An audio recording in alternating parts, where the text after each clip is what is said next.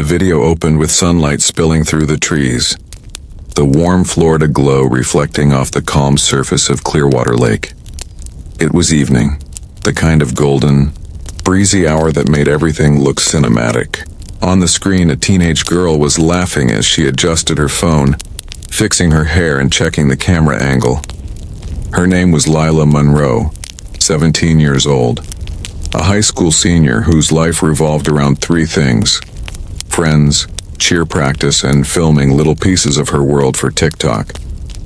Her smile was the kind that made people stop scrolling for a second. She had that unexplainable charm, the one that made her seem like she'd always belong in the spotlight. But what the world didn't know was that this video, the one where she smiled and danced playfully by the lake, would be her last. The camera that had captured her joy would soon capture something unimaginable. Lila had always been an open book online. Her followers loved that about her. Whether she was laughing with her best friend Kara, doing lip-sync challenges, or showing her messy bedroom with a caption about real life, she made people feel connected. But that week, something felt off. Her recent videos were quieter, her captions shorter. A few fans even commented things like, "Are you okay?" and "You seem sad lately." Lila never replied. The truth was, everything in her life had started to crumble. She had broken up with her boyfriend Mason a month earlier, after finding messages from another girl. The relationship had been serious, her first love, the kind that made her parents nervous and her friends jealous. When it ended, she didn't handle it well. Her mother, Erica, said she barely came out of her room. She'd stare at her phone for hours, scrolling through old messages, then suddenly delete everything. That Friday, after a heated argument with her mom about getting her life together, Lila slammed her bedroom door and said she was going out to film. Her mom assumed she meant somewhere nearby. Lila's camera, her music, her little ring light, all of it were her way of escaping. But that night, escape turned into disappearance. At 9:18 p.m., Lila texted Kara, "Going to the lake. Need some peace," followed by a heart emoji. Kara replied instantly, telling her not to go alone. "It's dark, Lee. That place is creepy after sunset." Lila read it but didn't respond. A few minutes later, she parked her blue Honda Civic near Clearwater Lake, a spot she'd gone to many times before. It was secluded but beautiful. Palm trees bending over the water, frogs croaking in the distance, and the sound of waves brushing against the sand. She walked toward the dock, setting her phone up on a small tripod. The screen showed her reflection, the soft shimmer of her lip gloss, the outline of the trees behind her. She pressed record and began to dance, her headphones in, her laughter echoing faintly. It was supposed to be a short clip for a trending sound, but as she moved, something flickered behind her. Just a shadow at first, barely visible. When she reviewed the clip seconds later, she noticed it, but brushed it off as a trick of the light. She deleted the take and started another one. This time she looked more relaxed, even playful. At the 13-second mark, she turned her head slightly, her expression changing for a split second before she smiled again. That detail would later haunt detectives reviewing the footage. By 9:45 p.m., Lila was still recording. Locals would later recall hearing faint music near the lake, maybe her playlist carried by the wind. Then everything went silent. The next morning, 2 hikers spotted her phone half buried in the mud near the water's edge. The screen was cracked, but it was still on recording. The clip was nearly an hour long, most of it dark and shaky as if it had fallen during a struggle. There were muffled sounds, breathing, rustling, and then nothing.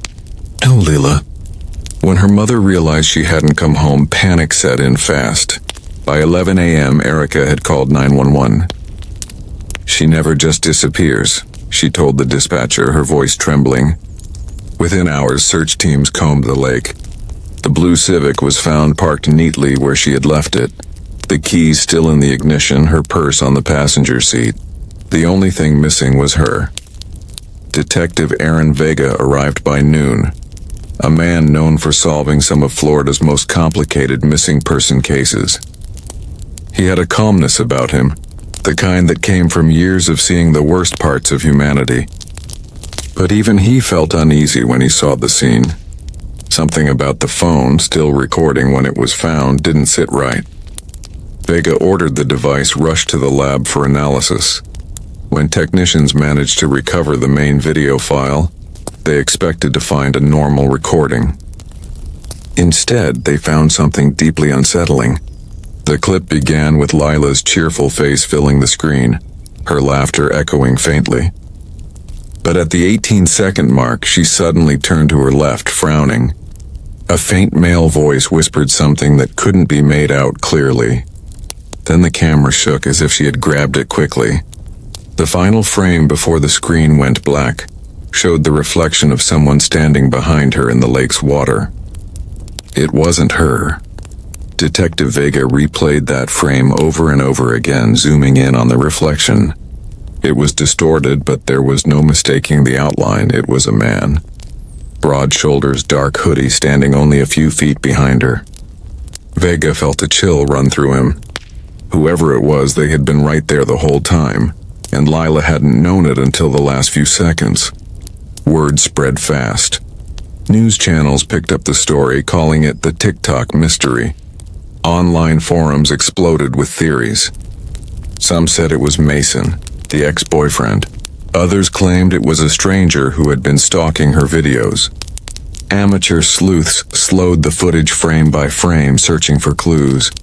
Someone even enhanced the reflection enough to suggest the man was wearing a baseball cap, maybe dark jeans.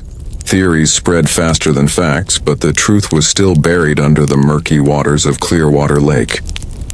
That night, Detective Vega stood at the edge of the lake as the wind rippled across the surface. He imagined Lila standing there, phone in hand, her reflection caught in the water alongside the shadow of someone else. The idea that she had unknowingly recorded her final moments disturbed him deeply.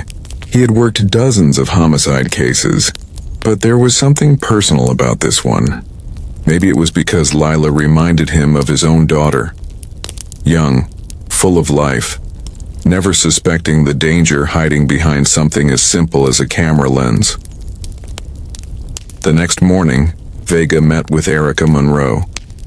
She looked broken, clutching a framed photo of Lila from her cheerleading days. She wouldn't run away, Erica said softly. She was scared of the dark, Detective. She wouldn't go near that lake unless she thought it was safe. Vega promised her they would find out what happened, though deep down he feared the worst. As the sun rose over Palm Beach County, the only remaining evidence of Lila's presence was her phone, her car, and a single footprint in the wet sand, too small to be her own.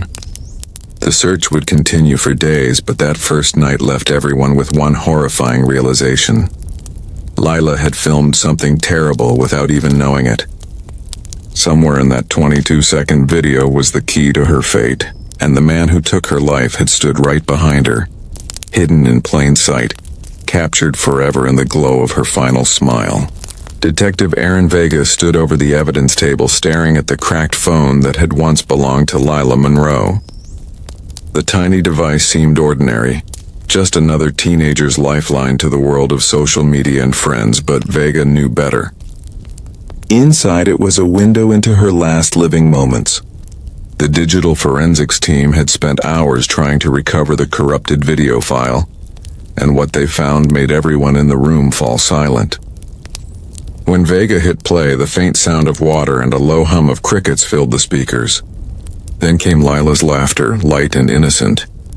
The image flickered and brightened, showing her smiling into the camera, her hair illuminated by the glow of her phone's ring light.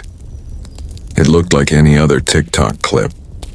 But at the 18-second mark, she turned her head slightly, her smile faltering as a faint male voice whispered something inaudible. The image froze on her startled face before the screen went black. The timestamp read 9:47 p.m. That was the moment everything ended. Vega replayed the footage again and again, searching for anything that could tell him who was with her. When he slowed it down, he noticed something faint in the corner of the screen. The reflection in the water behind her revealed the silhouette of a man. The light from Lila's phone barely touched him, but the outline was clear enough to know that someone had been standing there, watching. Vega's stomach tightened. Whoever that man was, he hadn't come there by accident. Outside the lab, the news vans were already parked by the sheriff's office. Reporters were shouting questions, waving microphones, feeding off the growing panic in the small Florida community. It wasn't every day that a local teen went missing with her last moments caught on camera. People wanted answers, and they wanted them now. Vega, though, was careful. He had seen what premature conclusions could do to a case. He needed evidence, not hysteria. He called a meeting with his team that afternoon. The room was tense, the hum of the overhead lights mixing with the low buzz of computers. "We're treating this as a possible abduction," he began. "But the video suggests someone was there. Find every person who knew her. Every person who might have been near that lake." Officers began pulling phone records, reviewing security cameras along the highway leading to Clearwater Lake, and interviewing locals. The first suspect was naturally the ex-boyfriend, Mason Reed. Mason arrived at the station looking exhausted, his eyes red and bloodshot. He didn't try to hide his grief. "I didn't hurt her," he said before anyone even asked. Vega studied him quietly, observing every detail. Mason was young, tall, nervous, and clearly shaken. "We broke up," Mason continued, "but I swear I still cared about her. We talked a few days ago. She said she needed space. That's all." Vega nodded, then played the recovered video for him. Mason stared at the screen, tears forming when Lila's face appeared. When the male whisper echoed, Mason's expression turned to confusion. "That's not me," he said firmly. "I wasn't there. I was at my cousin's house that night." "You can check." The alibi checked out. Mason's cousin confirmed he had been there until midnight. Surveillance footage from a nearby gas station showed him at 9:35 p.m., miles away from the lake. Vega crossed his name off the immediate list of suspects, but something about the whisper in the video continued to bother him. It wasn't clear enough to identify, but it didn't sound angry. It sounded familiar, almost casual, like someone Lila might have known. The next day, Vega returned to the lake. The Florida heat was thick and humid, and the air smelled of algae and damp earth. The water rippled softly under the morning sun. As he walked along the muddy bank, Vega noticed a faint set of tire tracks leading away from the small dirt road. They looked fresh but shallow, likely made before the storm that had hit later that night. He followed them as far as he could, but they disappeared into the grass near the edge of the forest. Something glittered a few feet away, a silver necklace tangled in reeds. He picked it up carefully with gloves. It was a simple chain with a small heart pendant, engraved with the initials TC. It wasn't Lila's. Her mother had confirmed that earlier. Vega pocketed it carefully, marking it as potential evidence. Back at the station, the forensics team enhanced the reflection from the video. The image was grainy, distorted by the rippling water, but as the pixels sharpened, a clearer face began to emerge. Vega's pulse quickened as he recognized the outline. Tyler Cross. The name sent a chill through the room. Tyler had lived next door to Lila's family for years. He was 21, quiet, polite, always offering to help around the neighborhood. To most people, he was just a normal young man trying to get by. But Vega remembered something from an old case file. 2 years earlier, Tyler had been questioned in connection to the disappearance of a girl named Emily Vance from a nearby town. The case had gone cold after weeks of searching, but Tyler's name had stayed in the back of Vega's mind. There had been no evidence, no witnesses, just rumors that Emily had been seen talking to him the night before she vanished. Vega requested a search warrant immediately. When the officers arrived at Tyler's small trailer on the outskirts of town, the place was eerily quiet. The blinds were closed and the faint smell of gasoline hung in the air. Tyler answered the door looking disheveled, his eyes darting nervously. "What's this about?" he asked, trying to sound calm. Vega didn't answer directly. "We're following up on Lila Monroe's disappearance," he said. "You know her, right?" Tyler hesitated before nodding. "Yeah, she lives next door. Sweet kid. What happened to her?" The search began as Tyler stood outside with 2 officers watching him. Inside, the trailer was cluttered. Clothes on the floor, empty soda cans, and a computer screen still glowing with paused video footage. When one of the officers opened a drawer near the bed, they froze. Inside was a small plastic bag containing Lila's silver bracelet, the one her mother had described missing. Vega's chest tightened as he examined it. "You want to explain this, Tyler?" he asked when they stepped outside. Tyler looked confused, or maybe he was pretending to. "That's not hers," he said quickly. "I don't know how that got there." Then came the discovery that ended all doubts. Behind his TV, officers found a camera memory card.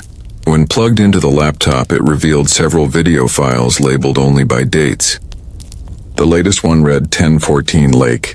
Vega clicked it open. The footage showed Lila at Clearwater Lake from a distance, filmed through the trees. She was dancing, her phone light glowing in the darkness. The person filming never spoke, never moved closer, but the camera zoomed slightly, keeping her perfectly framed. The timestamp matched the night she vanished. Vega turned the laptop around and faced Tyler. "This is your footage," he said quietly. "You were there." Tyler's expression shifted instantly. The calm facade melted away, replaced by something cold and distant. "I didn't hurt her," he muttered. "You can't prove I did." Vega leaned closer. "You were watching her that night. Why? Why were you even there?" Tyler's jaw tightened.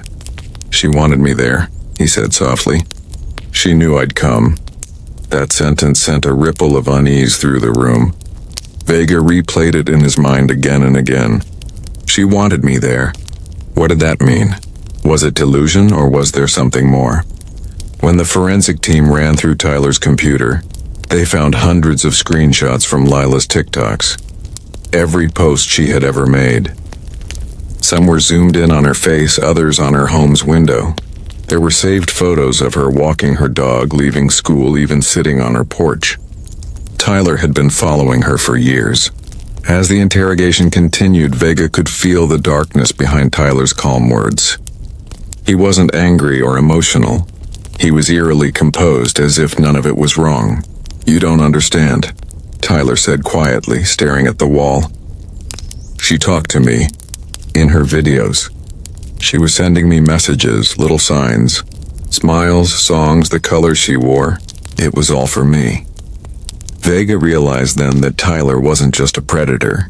He was obsessed, detached from reality, and living in a fantasy world built around Lila's online persona. That night, Vega watched the recovered footage one last time before leaving the station. When he paused it at the final second, he saw something he hadn't noticed before. Lila's face, once full of life, had gone still. Her eyes weren't looking at the camera anymore. She was looking just past it, toward someone she recognized too late. The realization hit Vega hard. She had seen him, and that look was the moment she understood she wasn't alone. The town of Palm Harbor was still trying to understand how someone like Tyler Cross could exist in the shadows for so long, without anyone noticing the darkness underneath. The news spread like wildfire once his name was released. "Local man arrested in connection with teen's disappearance," the headlines read, followed by a flood of online speculation.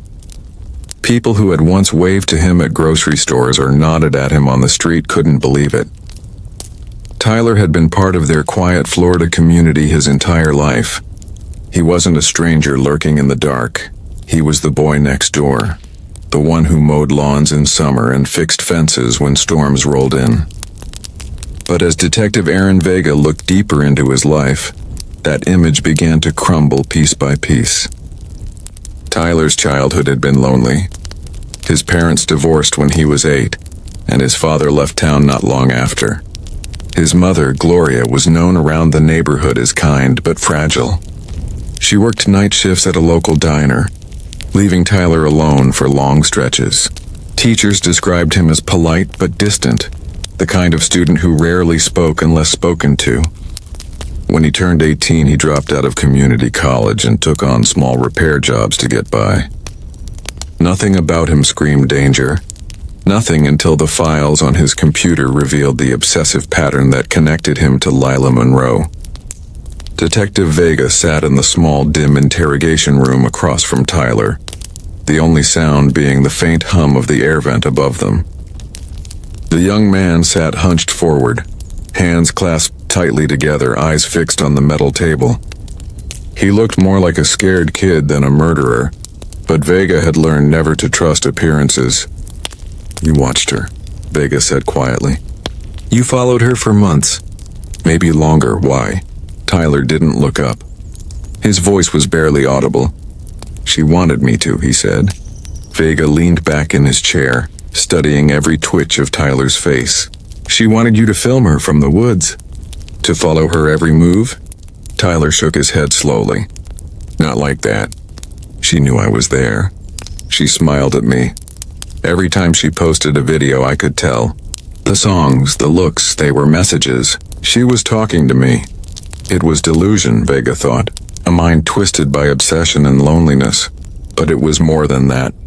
Tyler had constructed an entire fantasy world where Lila existed for him and him alone. On his computer, there were folders labeled Her Messages, filled with screenshots of her videos. Some were zoomed in so close you could see the reflection of her phone in her eyes. He had made notes under each one. She wore blue again. She used the same emoji. She smiled after 0:14. It was disturbing, meticulous, and utterly detached from reality. Vega pressed play on the video recovered from Tyler's memory card, the one titled 1014 Lake. The grainy image showed Lila near the water's edge, the camera hidden behind trees. She was dancing, unaware she was being watched. The silence of the video was suffocating, broken only by the faint rustle of leaves and her distant laughter. Vega glanced at Tyler as the footage played. The man didn't flinch. He just stared at the screen with a calm expression, as if watching something beautiful. When the video ended, Vega leaned forward. "You were there. You filmed her that night. You saw her die." Tyler looked at him blankly. "She didn't die," he said softly. "She became part of me." That line sent a chill down Vega's spine. He'd heard it before, from men who blurred the line between love and possession, who believed taking someone's life meant keeping them forever. He had no doubt now that Tyler had killed her. The only question left was why he thought it was love. In the following days, the investigation uncovered more of Tyler's disturbing history. 2 years earlier, a 17-year-old girl named Emily Vance had disappeared from a town just 30 miles away. She had been walking home from work when she vanished without a trace. The case had gone cold, but now the connections were impossible to ignore.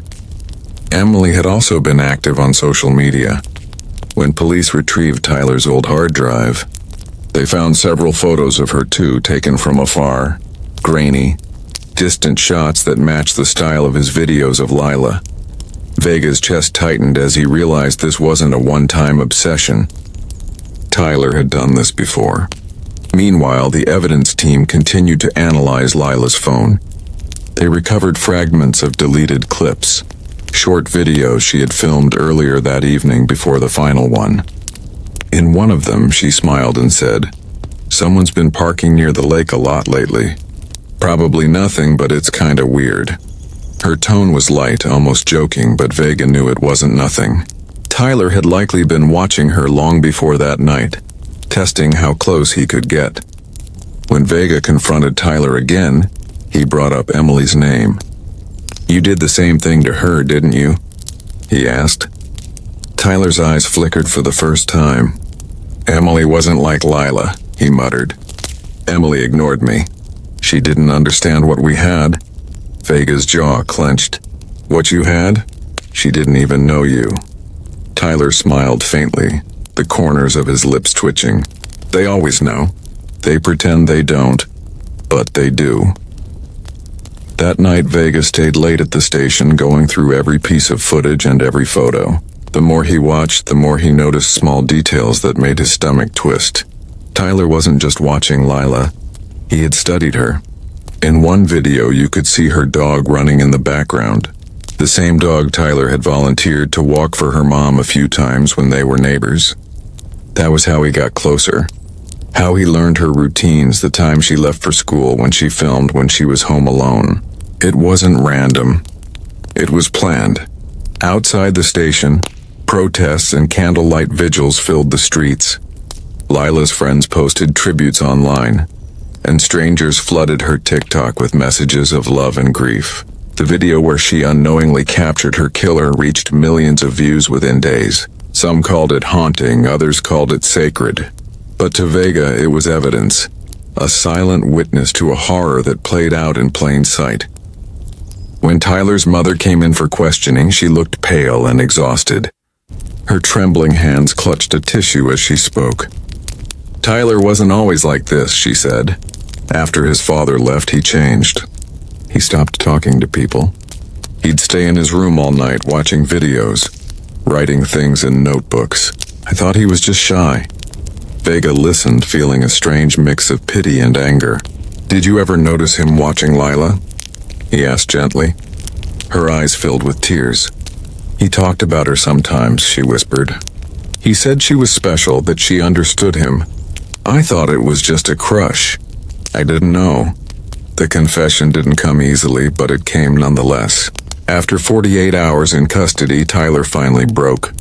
The calm detachment vanished, replaced by raw emotion. He confessed to following Lila to the lake that night. He said he wanted to talk to her, to tell her he loved her. But when she screamed and tried to run, something inside him snapped.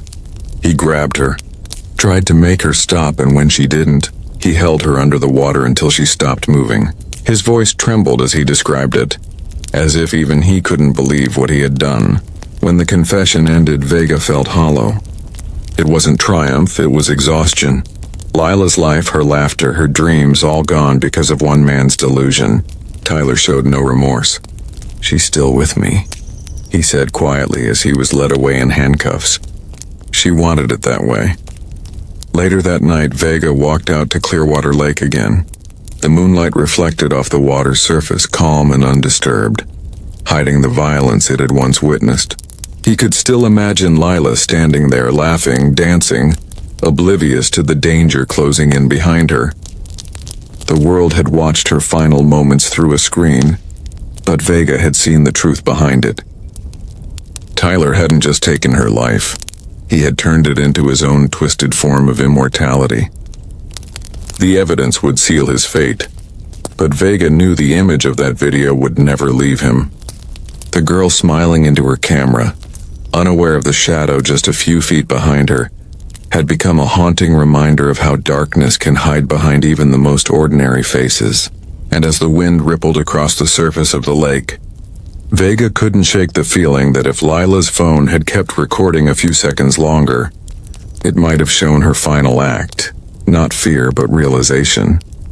The exact moment she saw the person she thought she could trust, and understood that he was about to end her life. Months had passed since the verdict, but the story of Lila Monroe refused to fade.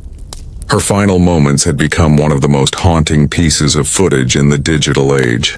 Millions had seen it, shared it, slowed it down, analyzed every second of it. The reflection of Tyler's figure in the lake water had been frozen in countless thumbnails, turned into documentaries, podcasts, and endless theories. But for Detective Vega, the story was far from over. He still woke up at night hearing the faint sound of rippling water, and that fragile voice whispering through the static of the recovered video. "Who's there?" He had replayed that clip hundreds of times, not because he wanted to, but because something in it always felt off. The case was technically closed. Tyler Cross was sentenced to life without parole. But there were questions Vega couldn't shake. Details that didn't fit neatly into the story the world had accepted. Late one night, Vega sat in his apartment surrounded by files, the glow of his laptop painting the room in blue. He opened a folder marked Recovered video full sequence. The file wasn't the edited version that had circulated online, but the raw footage straight from Lila's phone. It was over 30 minutes long, with most of it just her setting up her tripod, laughing at her own mistakes and talking to the camera about fear and trust. Then came the moment everyone knew, the sound of footsteps, her turning, the panic in her eyes. But after that, the official video cut out. Vega had always assumed the rest had been corrupted or deleted. Yet tonight, as he scanned the digital recovery logs, he noticed something new. A recently decrypted file fragment labeled Lila N2.move. It had been extracted from her phone's internal cache only a week earlier by a digital forensics lab doing follow-up work for the prosecution. Vega clicked it open. The screen flickered, static buzzing faintly before an image formed. The camera was tilted sideways in the grass, the lens smeared with dirt. Lila's voice came first, faint but desperate. "Please, don't." Then came a man's voice, not Tyler's. It was lower, rougher, strained, as if whispering through clenched teeth. "You shouldn't have been here," the voice said. Vega's heart skipped. He leaned forward, volume up. He rewound the clip twice, isolating the sound. It was clear as day. Definitely not Tyler Cross. He grabbed his phone, called the lab tech who had decrypted the file. "When did you pull this?" he demanded. The tech hesitated. "2 nights ago. It was buried deep in the system.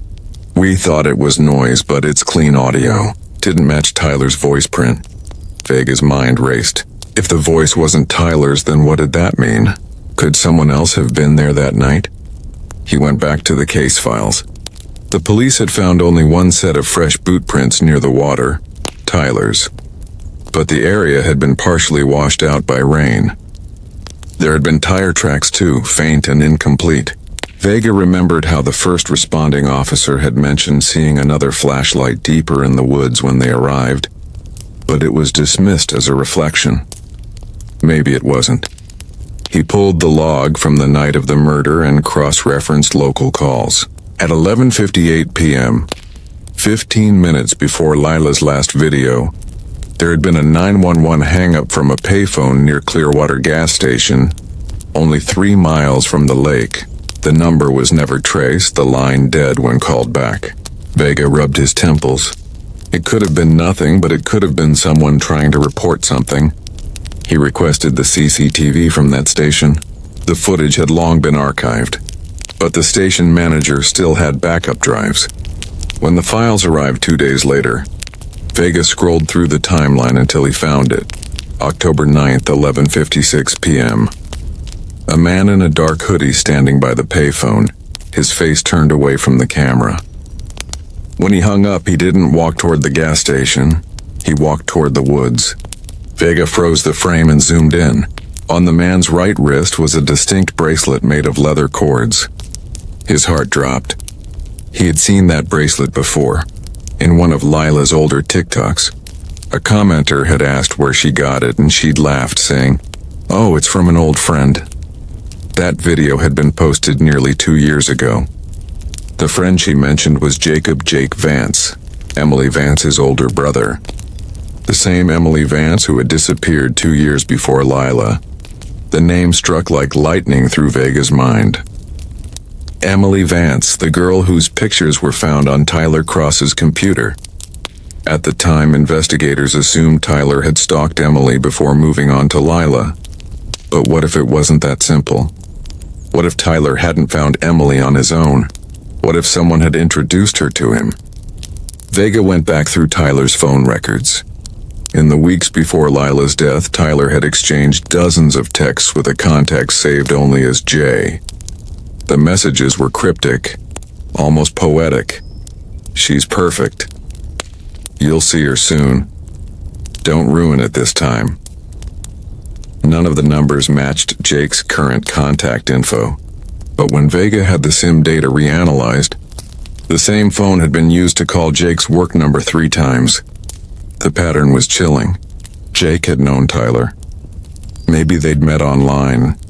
Maybe through forums or social media groups where they shared an obsession over young influencers. It was the only explanation that made sense. But if Jake was at the lake that night, why hadn't Tyler mentioned him? Vega dug into Tyler's prison interviews. In one of the recordings, Tyler said something that now echoed differently. "I wasn't alone when I found her, but the rest doesn't matter." At the time, investigators thought he meant not alone spiritually, but what if he meant it literally? The deeper Vega dug, the darker the picture became. He traced Jake's movements through credit card transactions. 3 days before the murder, Jake had rented a small cabin just 10 miles from Clearwater Lake.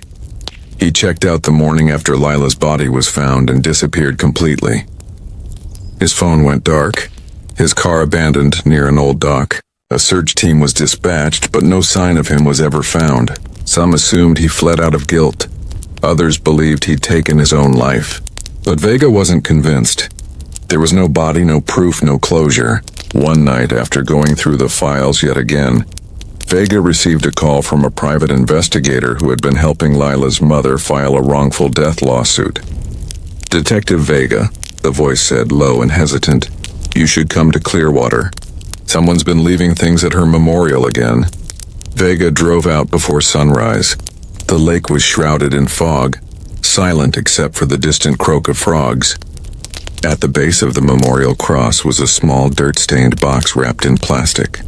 Inside there was a memory card and a single Polaroid photo. The photo showed Lila standing by the water, her camera set up in front of her. The picture was taken from behind, meaning whoever took it was there with her. The card was labeled, "She's still not alone." Vega's hand shook as he loaded the memory card into his laptop. There was one file, lilafinal.move. The screen flickered to life, showing the same moment from her phone, but this time from a second angle.